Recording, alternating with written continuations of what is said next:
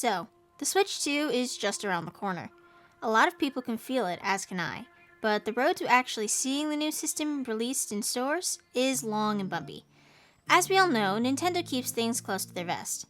So trying to figure out when a new console is going to be released is like the lead in a cop show trying to solve a 10-year cold case. So what's the deal then with Nintendo taking so long to reach the Switch 2? Is production difficult, or are they just crooks trying to squeeze every dime out of the Switch before moving on? I'll try to answer these questions, as well as give my own personal thoughts on things in this video. So let's get into it. First things first, what's with all the delays? While there was no direct confirmation that a Switch 2 was being made specifically, a while back the creators at Nintendo had confirmed that the successor to the Switch is in production, whatever that may be. And one of the first strong rumors that I heard of was that it would be released in September of this year. However, September came and went, and now we're rapidly approaching the holiday season, with no new Nintendo system.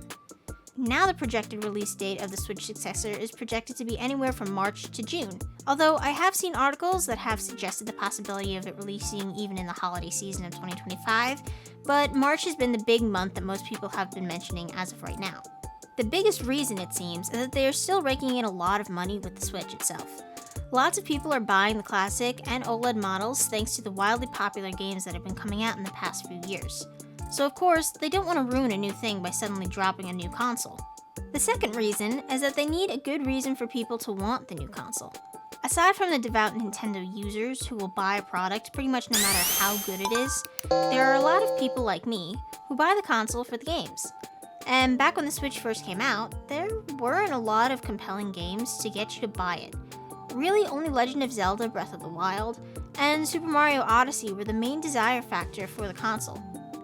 And with people being so used to their Switch, Nintendo wants to make sure that the new lineup of games in production is enticing enough for people to, no pun intended here, make that switch to the new console. And with rumors of Mario Kart 9, a new Animal Crossing game, and a new 3D Mario game in the vein of Mario Odyssey being in the works, it seems that Switch 2 will have a much better start than its predecessor.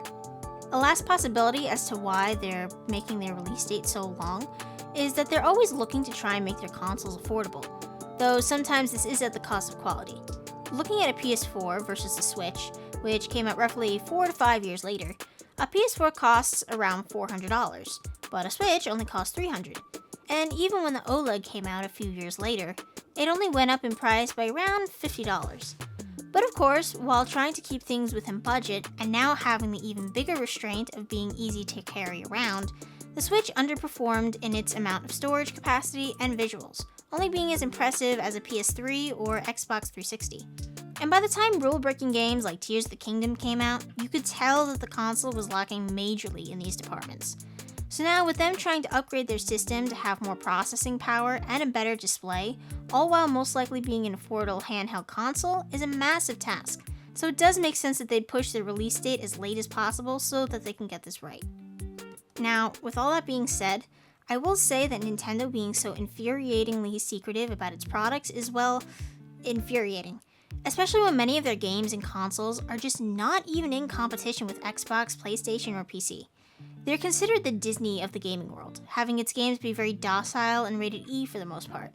On top of that, none of their consoles actually compare to the other gaming company specs. Unless we're talking about the Wii U, but for some reason has been blacklisted by most gamers as a terrible gaming console. And only lasted for 5 years before the Switch came out. So, I guess you can't win. Anyway, this whole being secretive nonsense was taken to a real extreme back with the Super Smash Bros. Wii U story mode. Yeah, if you didn't know, there was actually going to be a story mode in this game. However, prior to release, all the cutscenes were released on the internet. So then, its creator, Masahiro Sakurai, basically threw a tantrum over the fact that some players wouldn't experience the cutscenes for the first time in game, and just took the story out of the game entirely. Seriously, Nintendo, that's probably like number 1 on the world record list of stupid reasons to take out a feature in a game. Because as much the games probably hold emotional value to its creators, it's not about them. It's about the consumers buying the products. So taking something out because just a few people witnessed it before they got to buy it shouldn't make everyone else suffer. But whatever, in any case, that's the end of this video. All in all, I am looking forward to the new Nintendo console whenever it does come out. And while I do wish Nintendo would be more open with their fan base about what's going on with production, I still love their games and creativity behind their pieces of work.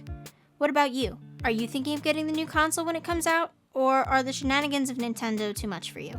Let me know down in the comments. Thanks for watching. I'll see you guys next time. Bye!